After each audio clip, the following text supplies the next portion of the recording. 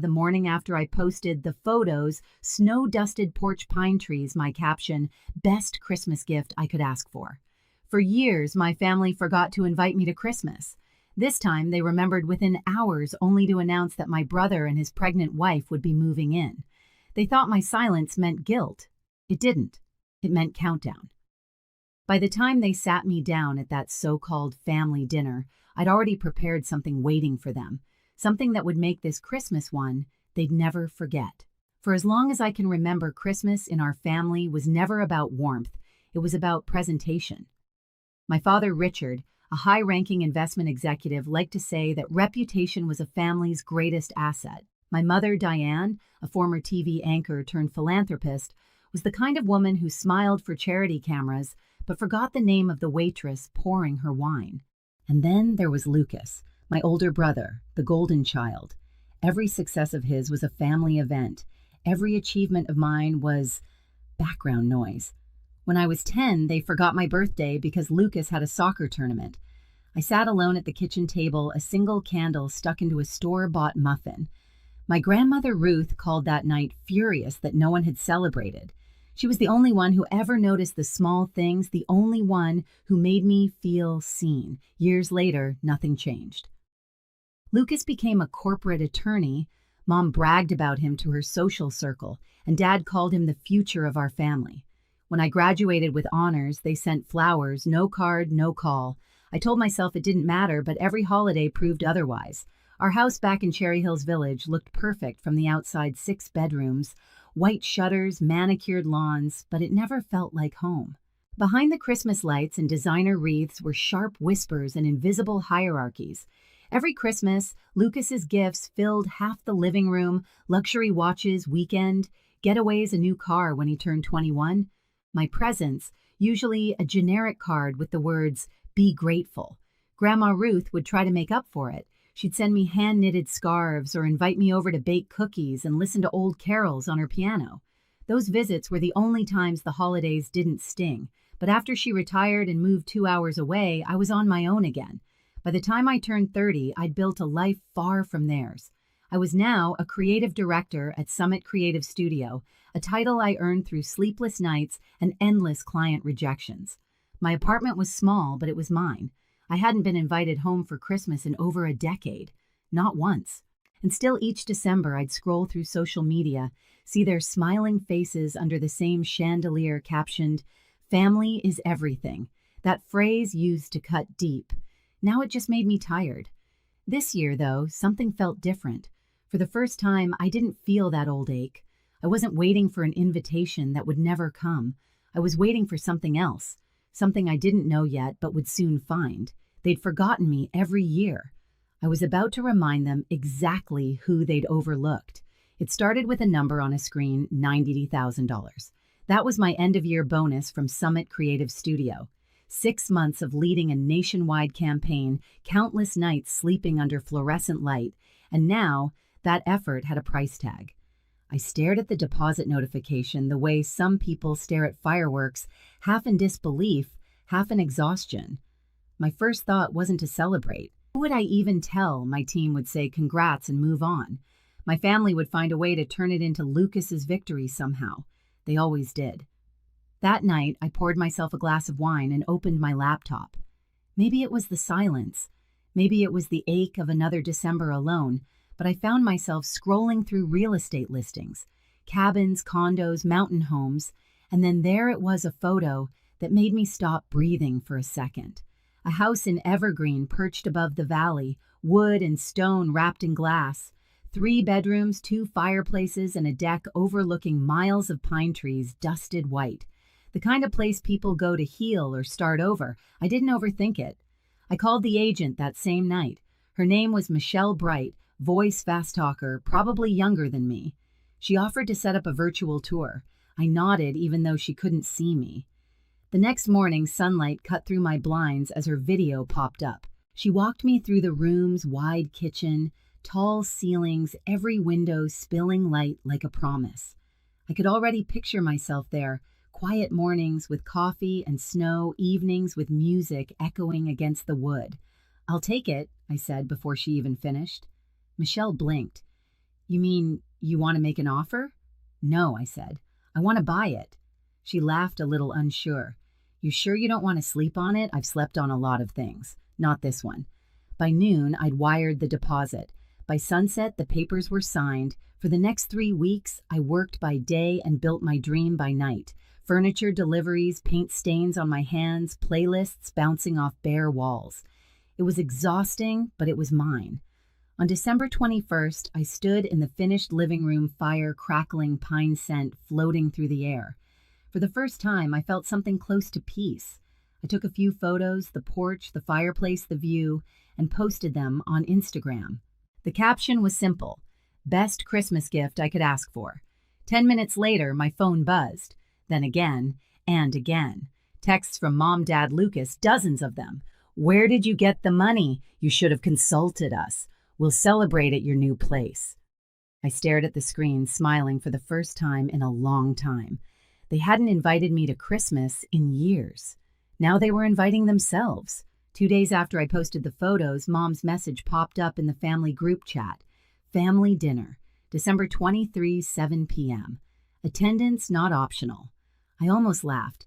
The same people who hadn't spoken to me in months were suddenly issuing summonses. I typed a reply, then deleted it. Instead, I marked the date on my calendar like it was a business meeting. When the night came, the Hale family mansion looked exactly the same, white lights wrapped around every railing, a 20-foot tree glowing in the corner, perfectly curated chaos. I parked at the end of the long driveway and took a deep breath. Dad opened the door before I could knock. Living room now. No hello, no hug, not even a smile. His tone was clipped like a CEO about to fire someone. Mom and Lucas were already seated, both looking as if they'd been rehearsing for a scene. Emily, my sister-in-law, sat beside him, hands resting on her pregnant belly, eyes downcast but calculated. Dad didn't waste time. Whose house is that, Isabella? I took off my coat, slowly folded it over the chair, and sat down. Mine. That's impossible, Mom said, voice trembling just enough to sound fragile. You're only a creative director. You can't afford something like that. I smiled. Apparently I can. Lucas leaned forward. You should have talked to us before making a purchase that big. It's irresponsible. Us, I said. Since when does my paycheck require a family committee? Dad exhaled loudly. Enough. This attitude is exactly the problem. That house is far too big for one person. You should open it for Christmas. Let everyone celebrate together. Mom jumped in. And Lucas and Emily will stay there for a few months after the baby comes. It's perfect for them. Peaceful, spacious. For a moment, I thought I'd misheard. Then I saw the look in Lucas's eyes, entitled confident, like he was already redecorating in his head. I let out a small laugh. It wasn't loud, but it cut through the room. You want to live in my house? Mom clasped her hands. Just until they find a bigger place, Dad added. It's what families do, Isabella. We help each other. I looked from one face to another, the same faces that had forgotten me for years. When have any of you ever helped me? Silence. Dad's jaw tightened. We raised you. You raised Lucas, I said quietly. I raised myself. Mom's eyes watered on cue. You're being dramatic. No, I said, standing up. Just honest. For 30 years, I'd been the forgotten one. But now they needed me, and they hated it. As I picked up my coat, Dad's voice turned cold. If you walk out that door, you're cutting ties with this family. I paused, hand on the handle, and smiled faintly. You cut me off years ago. I'm just making it official. The door clicked behind me, sealing 3 decades of silence into a single sound. They thought my silence meant surrender. It didn't. It meant strategy. The night after that dinner, I barely slept. Not because I was angry, but because I wasn't. For once, the rage was gone, replaced by a clarity so sharp it almost hummed. They wanted my house, my peace, the one thing I'd built without them, and they thought I'd hand it over out of guilt or tradition or some twisted version of family duty. They didn't understand. I'd spent my entire life earning things they got for free. I wasn't giving up this one. The next morning, I called Michelle, my realtor, and asked her to email me every document from the house purchase deed, mortgage, proof of ownership. Everything with my name on it, I said. She sent it within the hour. I printed every page, slid them into a thick white envelope, and tucked it into my bag. Then I waited. On December 23rd, the date they'd chosen for their family dinner, the text came. "Don't be late," Mom wrote. "We have things to discuss." I drove through the falling snow, the road curling through neighborhoods decked out in lights and inflatable Santas. Every house I passed looked warm, full-loved. By the time I reached theirs, the cold had settled deep inside my chest. The mansion glowed like a cathedral of money. Through the wide windows, I could see the long dining table already set, silverware polished, champagne, chilling smiles rehearsed. When I walked in, all conversation stopped. Dad stood at the head of the table, one hand gripping a glass, the other tucked into his pocket like a general before battle. "Good," he said. "You're here. Sit down." I didn't. I stayed standing. "Say what you came to say." Mom sighed as though I were the problem. "Isabella, please. It's Christmas. We don't want to fight." Lucas leaned back in his chair, smirking. "We just need to be practical. You have a new house sitting empty, and we have a baby on the way." "It's logical." "Logical," I repeated. "You mean convenient?" He shrugged. "Same thing." Dad set his glass down hard enough for it to chime. "Your brother needs support. Family supports each other." "Where was that support," I asked, "when you left me alone with Grandma every holiday for 10 years? When you forgot every birthday until I stopped reminding you?" Mom's face tightened. "We've made mistakes, but this is not the time to dredge up old pain." "That's the problem," I said softly. "You think pain has an expiration date?" The air shifted. No one moved. Even Emily looked up, her expression flickering between guilt and fear. I reached into my bag and pulled out the envelope. "You want to talk about family? Fine. Let's start with honesty." Dad frowned. "What's that?" "The deed," I said, laying it on the table. "To my house. The one you think I bought for your son." Lucas scoffed. "You don't need to be defensive." "Oh, I'm not defensive," I said. "I'm documenting." Mom's voice cracked, the tremor rehearsed. "Isabella, we just want to be together for Christmas. You're taking this so personally." "Personally?" I laughed. "You excluded me for 13 Christmases. The only time you remembered I existed was when I posted something you wanted." No one spoke. The fireplace crackled behind me, soft and cruel. Then Dad's temper broke. "You're being selfish. You've changed, Isabella. You've become cold, greedy, independent," I interrupted. "That's the word you're looking for."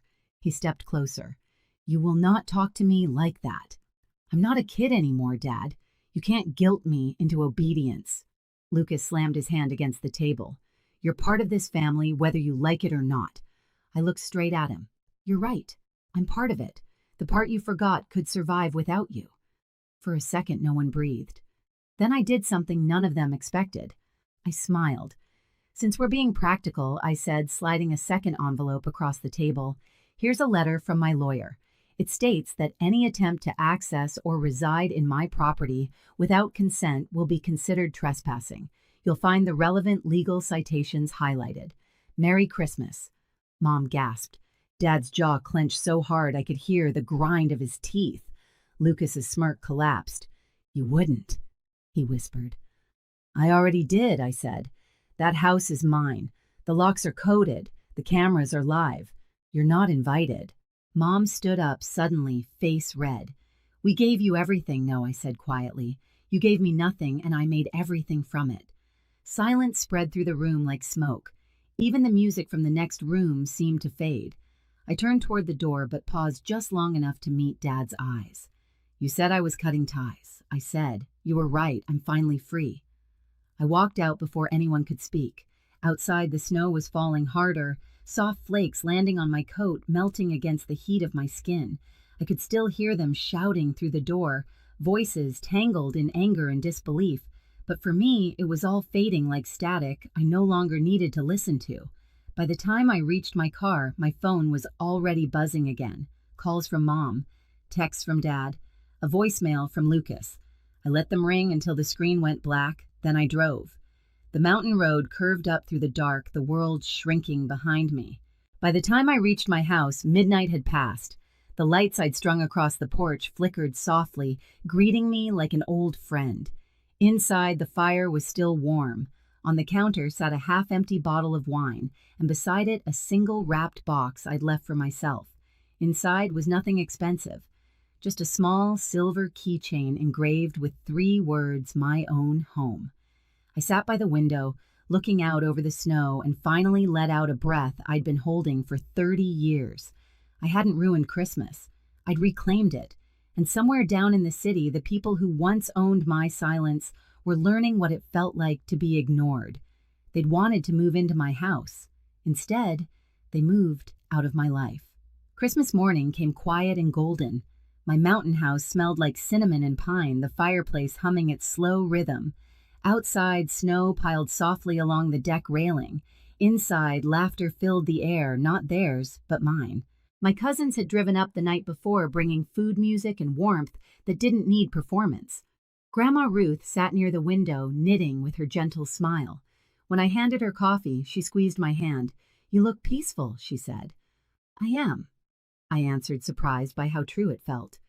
My phone buzzed on the counter, 23 missed calls.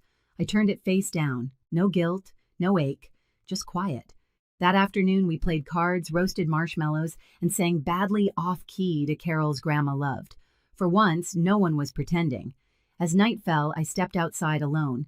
The valley glowed under the moonlight, endless and still. I'd spent years waiting for my family to remember me, but standing there, I realized being forgotten had set me free. I used to think being left out was the worst kind of pain, watching them smile in family photos, raise their glasses, pretend I never existed. I thought I wanted to be invited, seen chosen. But now I understand sometimes being excluded is the quietest blessing life gives you. It's the doorway to peace. Every wall I built, every door I locked, wasn't made of anger. It was made of boundaries. Boundaries that protect the version of me I fought so hard to become. I didn't buy that house to prove a point. I bought it to finally have a place where love wasn't conditional, where I didn't have to earn my seat at the table. They can keep their perfect dinners, their polished lies, their toast to appearances. I'll keep what they can't fake laughter. That's real warmth, that's earned silence, that feels like freedom. Sometimes peace doesn't look like reconciliation. Sometimes it looks like snow falling outside your own window, while the world that once hurt you keeps spinning somewhere far away. If you've ever had to choose peace over belonging, tell me